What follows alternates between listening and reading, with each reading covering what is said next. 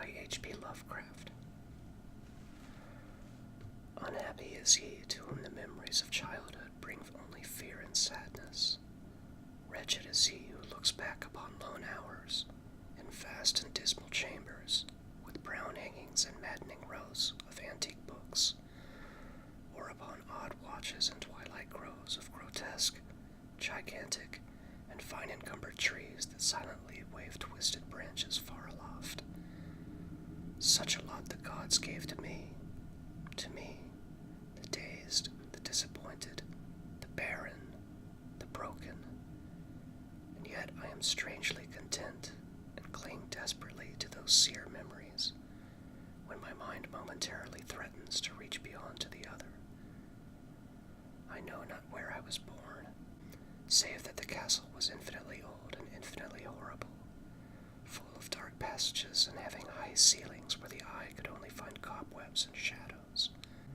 The stones in the crumbling corridors seemed always hideously damp, and there was an accursed smell everywhere, as of the piled-up corpses of dead generations. It was never light, so that I used sometimes to light candles and gaze steadily at them for relief, nor was there any sun outdoors, since the terrible trees grew high above the topmost accessible tower.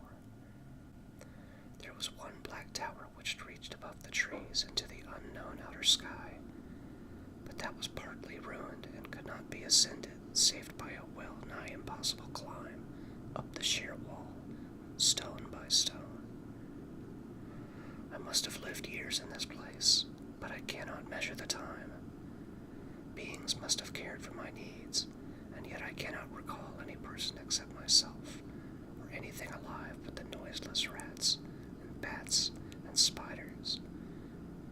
I think that whoever nursed me must have been shockingly aged, since my first conception of a living person was that of somebody mockingly like myself, yet distorted, shriveled, and decaying like the castle. To me there was nothing grotesque in the bones and skeletons that strewed some of the stone crypts deep down among the foundations.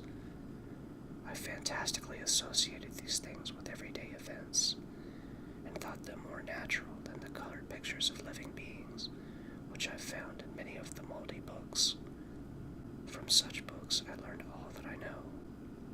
No teacher urged or guided me, and I do not recall hearing any human voice in all those years, not even my own, for although I had read of speech, I had never thought to try to speak aloud. My aspect was a matter equally unthought of, for there were no mirrors in the castle, and I merely regarded myself by instinct as akin to the youthful figures I saw drawn and painted in the books. I felt conscious of youth because I remembered so little. Outside, across the putrid moat and under the dark mute trees, I would often lie and dream for hours about what I read in the books, and would longingly picture myself amidst gay crowds in the sunny world beyond the endless forests. Once I tried to escape from the forest, but as I went farther from the castle, the shade grew denser and the air more filled with brooding fear, so that I ran frantically back, lest I lose my way in a labyrinth of nighted silence. So through endless twilights I dreamed and waited, though I knew not what I waited for. Then, in the shadowy solitude, my longing for night grew so frantic that I could rest no more, and I lifted entreating hands to the single black ruined tower that reached above the forest into the unknown outer sky. And at last I resolved to scale that tower, fall though I might, since it were better to glimpse the sky and perish than to live without ever beholding day. In the dank twilight I climbed the worn and aged stone stairs till I reached the level where they ceased, and therefore clung perilously to small footholds leading upward. Ghastly and terrible was that dead, stairless cylinder of rock, black, ruined, and deserted, and sinister with startled bats whose wings made no noise. But more ghastly and terrible still was the slowness of my progress, for climb as I might, the The darkness overhead grew no thinner, and a new chill as of haunted and venerable mold assailed me. I shivered as I wondered why I did not reach the light, and I would have looked down had I dared. I fancied that night had come suddenly upon me, and vainly groped with one free hand for a window embrasure, that I might peer out and above, and try to judge the height I had once attained. All at once, after an infinity of awesome, sightless, crawling up that concave and desperate precipice, I felt my head touch a solid thing, and I knew I must have gained the roof, or at least some kind of floor. In the darkness, I raised my free hand and tested the barrier, finding it stone and immovable. Then came a deadly circuit of the tower, clinging to whatever holds the slimy wall would give, till finally my testing hand found the barrier yielding, and I turned upward again, pushing the slab or door with my head as I used both hands in my fearful ascent. There was no light revealed above, and as my hands went higher, I knew that my climb for the nonce ended, since the slab was the trapdoor of an aperture leading to a level stone surface of greater circumference than the lower tower, no doubt the floor of some lofty and capacious observation chamber. I crawled through carefully, and tried to prevent the heavy slab from falling back into place, but failed in the latter attempt. As I lay exhausted on the stone floor, I heard the eerie echoes of its fall, hoped when necessary to pry it up again. Believing I was now at prodigious height, far above the accursed branches of the wood, I dragged myself up from the floor and fumbled about for windows, that I might look for the first time upon the sky, and the moon and stars of which I had read.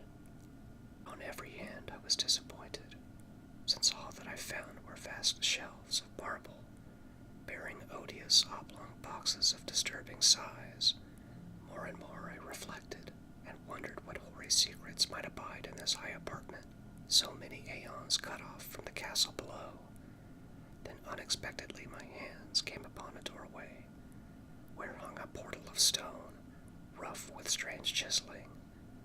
Trying it, I found it locked, but with a supreme burst of strength I overcame all obstacles, and dragged it open inward. As I did so, there came to me the purest ecstasy I'd ever known, for shining tranquilly through the ornate grating of iron, and down a short stone passageway of steps that ascended from the newly found doorway, was the radiant full moon, which I had never seen before, save in my dreams, and in vague visions I dared not call memories. Fancying now that I had attained the very pinnacle of the castle, I commenced to rush up the few steps beyond the door, but the sudden veiling of the moon by a cloud caused me to stumble, and I felt my way more slowly in the dark. It was still very dark when I reached the grating, which I tried carefully and found unlocked, but which I did not open for fear of falling from the amazing height to which I climbed. Then the moon came out. Most demoniacal of all shocks is that of the abysmally unexpected and grotesquely unbelievable. Nothing I had before undergone could compare in terror with what I now saw, with the bizarre marvels that sight implied. The sight itself was as simple as it was stupefying, for it was merely this. Instead of a dizzying prospect of treetops seen from a lofty eminence, there stretched around me on the level through the grating nothing less than the solid ground, decked and diversified by marble slabs and columns, and overshadowed by an ancient stone church, whose ruined spire gleamed spectrally in the moonlight.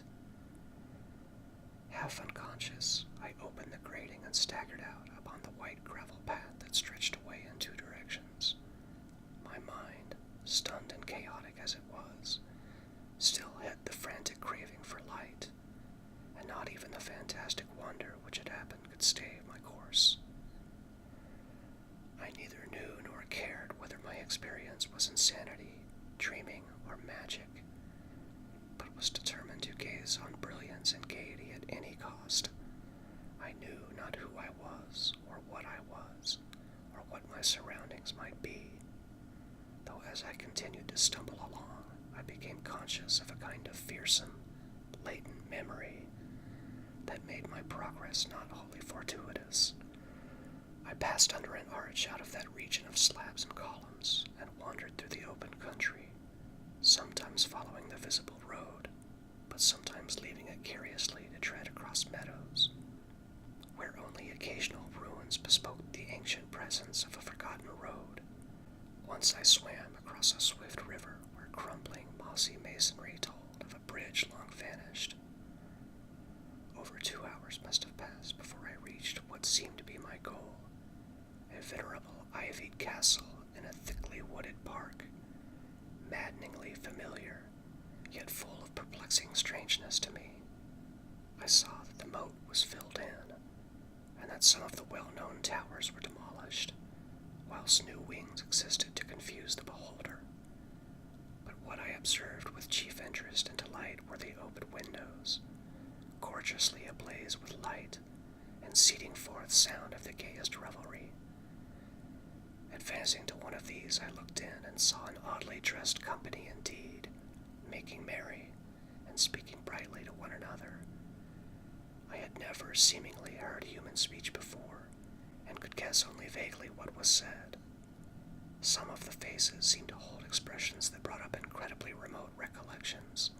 Others were utterly alien.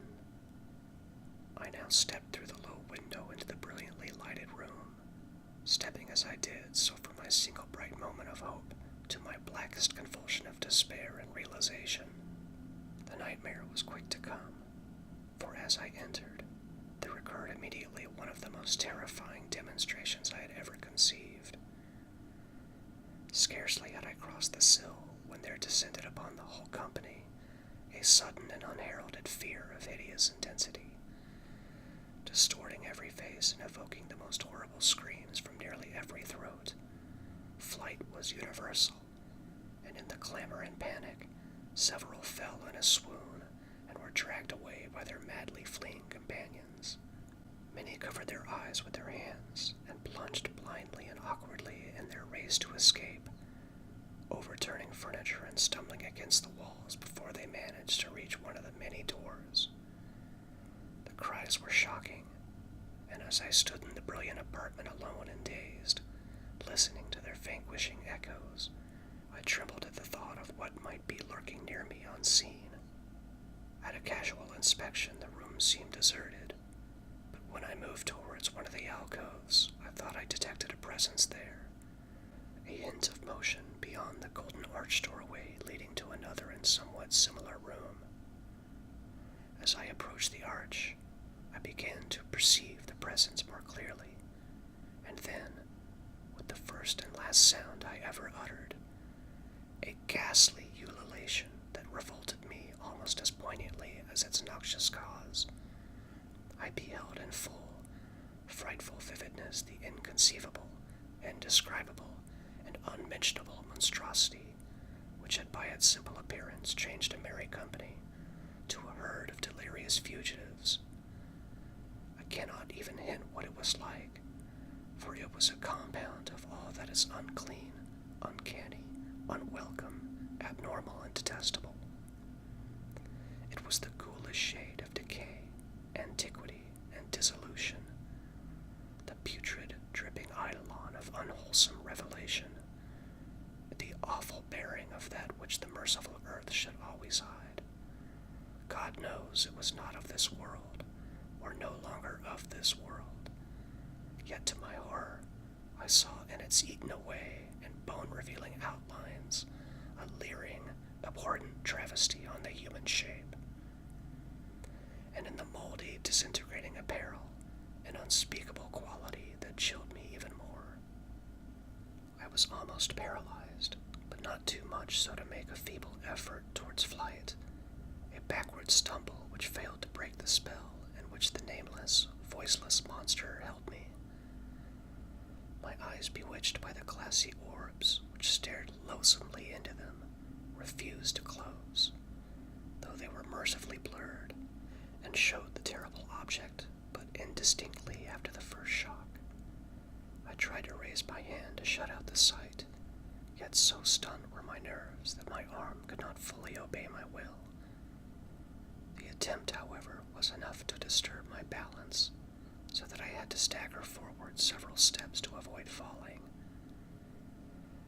As I did, so I became suddenly and agonizingly aware of the nearness of the carrion thing, whose hideous, hollow breathing I had fancied I could hear.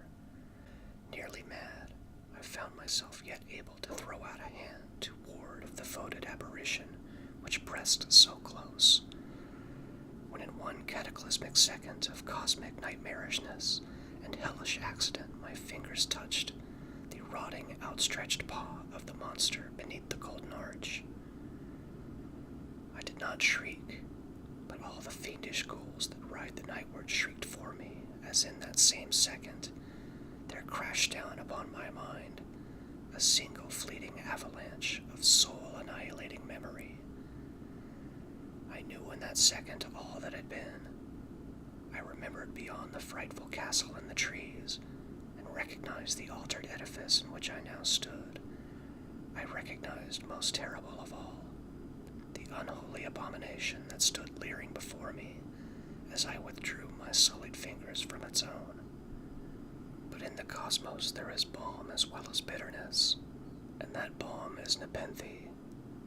In the supreme horror of that second, I forgot what had horrified me, and the burst of black memory vanished in a chaos of echoing images. In a dream I fled from that haunted and accursed pile, and ran swiftly and silently in the moonlight. When I returned to the churchyard place of marble and went down the steps, I found the stone trapdoor immovable, but I was not sorry, for I had hated the antique castle in the trees. Now I ride with the mocking and the friendly ghouls on the night wind, and play by day amongst the catacombs of Nephrin Ka, in the sealed and unknown valley of Hadoth by the Nile.